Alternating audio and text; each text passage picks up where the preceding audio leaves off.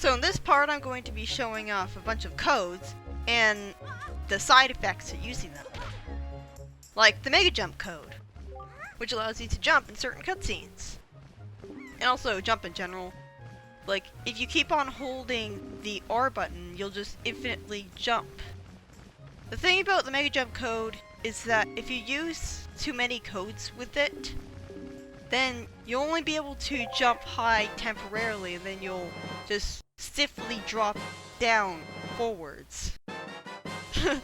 I love doing that. Sometimes you can, like, make that happen where you duplicate the item and then it gets stuck over your head.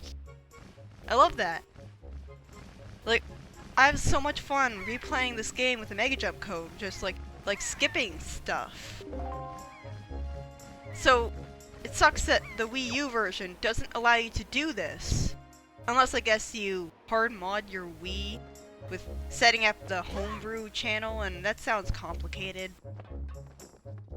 The only video I could find on it was too boring for me to really pay attention to anyways.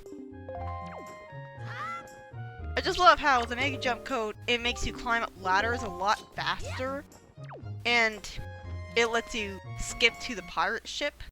But yeah, I'm not going to be showing off all of the consequences of using codes, like the consequences of making it so that you have the Master Sword that's all powered up before you actually get the Master Sword, and by the time you try to pull out the Master Sword for real in the story, they give you a text box saying that your game is corrupt, and then you're screwed. That was one of my biggest regrets. Oh yeah, and this can happen. I guess they just programmed the water to be this way, because like you're not really in a specific place in the Great Sea. Like, I don't think they have a set place for where you are in the Great Sea, unless it's the default, like the center of the Great Sea, like where the test rooms are. So they just kill you if you fall out of bounds. And this is the Swim Forever code. Both swimming forever to get to the next island without the boat and jumping infinitely both take a really long time. So again, I don't see the point of making an air meter when it takes such a long time to get to, like, this place. That what's the point of not allowing you to do it? No one's going to do that casual playthrough anyways. Just let it be an extra bonus that rewards replayability. Like, you could still complete the game just fine getting to this point. Well, I guess I forget if you do, cause like does the Deku Tree still give you the Deku Leaf with the Endless Night Curse being like this? I'm not sure if he does. And without the Deku Leaf you can't beat the game, and you can't get to the first dungeon in the Endless Curse because Medli's not there to allow you to get there. Well, I guess you could still, like, no, Medli doesn't give you the bottle, so you can't make the spring get filled up with water. It always crashes on me when I swim to this island, but it didn't crash here. Like, normally Link would just fall into the water infinitely over and over again, and that's because he makes the facial expression when he's in the water and swimming, so the game doesn't know what to do. But I guess he wasn't in the water at that time, even though I swam up to the island. That was weird.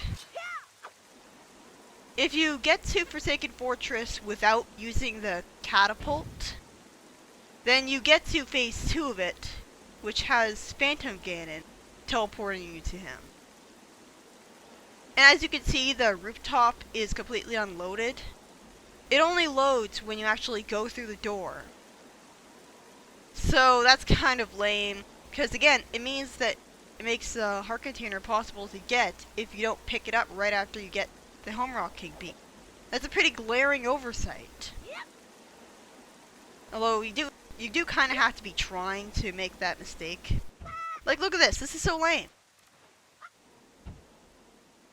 I always deal with the Forsaken Fortress like this. I always skip over it with the Mega Jump code. And that's part of the biggest reason why I hate the HD version, because I can't use codes to skip the worst parts of the game. I mean, I can't use a code to skip the awful mirror puzzle Hey look! The air meter is still there. Huh. That is weird. Why is that locked? Seriously, why? And if you save and quit at this point, they just respawn you here because that's where the game is hard programmed to spawn you at this point in time. But the pirate ship isn't docked where it normally is because the game thinks you're in the Endless Night Curse, while also thinking that it should still be spawning you by default on Outset Island. It's like how in Phase 1 of Link to the Past, you always got respawned in the area where Link's uncle died. Or if you rescued Zelda, you always get respawned outside of her cell. Yeah, this is what happens if you go into the forest and it's the Endless Night Curse. Or if you go into the forest when you haven't ever gone into the forest for the first time. So, the game freezes, which is pretty scary since it freezes with a loud buzzing sound and everything. I don't remember it actually making that sound when I listened to it when it was recorded, though. But yeah, you can just jump over this area. There's also glitches you can use to skip it. So that's really cool. He doesn't have the Master Sword at all here. He has the Hero Sword. He came into this cutscene with the non-Master Sword in his hand, but here all of a sudden the Master Sword shows up. So I guess cutscenes only become pre-rendered FMVs later, and they start out real time. And here, you don't have the Tower of the Gods Risen. So the cutscene looks kind of weird. Like, you can tell that it's not pre-rendered because, except it is pre-rendered because the boat is there, even though we've never met him. And when we come to this cutscene that's entirely real time, we have Hyrule looking the way it should. Holy shit, what happened to Link? And Tetra is sitting down like she should be on the boat. And the boat isn't here because you haven't actually saw him yet. Link is standing because, again, it's his real-time gameplay model, I guess. So, he's not sitting because he's not on the boat. This cutscene looks really weird. Like, it's not... I don't think it's presented the proper way because you don't have the boat loaded yet. Because you need to beat Phase 1 Forsaken Fortress in order to load the boat. The boat that lets you leave Hyrule. But she can't jump out of the boat if the boat's not there, so the game crashes, which is really lame. Like, they're standing there and everything. Why couldn't they just... Yeah, even if you have the sail, he turns senile and just asks you over and over again. You can't do anything about it if you progress to this point in the game with all of the pearls. Like, I think having all of the pearls causes the game to realize you're cheating. So, that's probably why the action replay tells you to not use the all pearls code until after you've beaten the King of Red Lions. Met him. I really think that action replays should at least bother to tell you why you shouldn't use codes before a certain point in time. Because that's just going to make people experiment with them to potentially disastrous results. Bullshit. He shouldn't be able to do that. Like, he should only start railroading you if you sail to an island yourself. See, you don't... This is exactly why I say that the Triforce quest opens up the sandbox.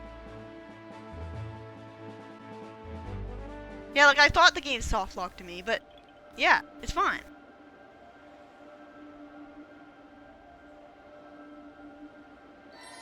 Yeah, so this is the best time to use the Pearls code.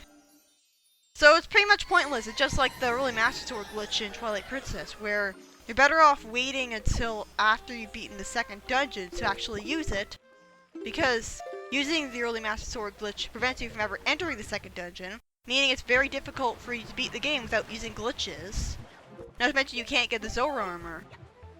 So, the only time you can really benefit as a casual player from the early Master Sword glitch in Twilight Princess is if you use it at a point in time where it's so early that, you know, what's the point?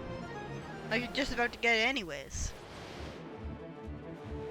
I'm fast forwarding this to make absolutely sure that you understand what's going on. Like, I'm not just cutting to this and it's a different playthrough all of a sudden. It's the same playthrough. I basically, aside from having the Mega Jump code enabled, and a few codes like the double magic code to get me a magic meter so I can use the Deku Leaf, and the Deku Leaf code, aside from that and the Sail code, well, aside from all that, I played the game normally up until beating the second boss again. Which I had to beat. Like that wasn't the only time I had to beat that. Because I sailed to Great Fish Island at the wrong time. Like I went here. But, like, I think I used the All Pearls code. And then I went here.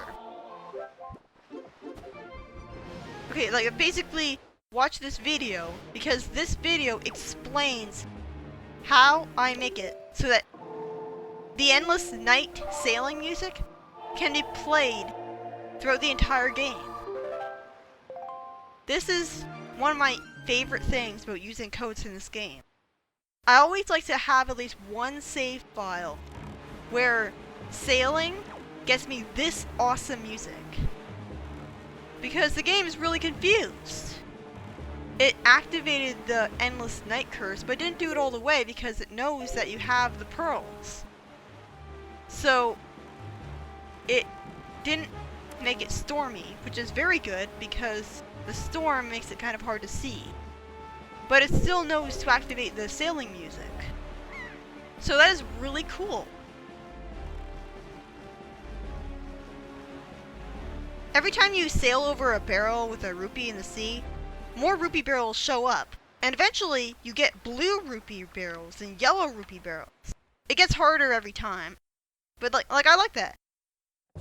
Not sure how you're supposed to know that though. And I also like how the ocean gets flatter the closer you get to dry land. It's pretty realistic. And there's no music on most islands, so that's good for the atmosphere, I guess.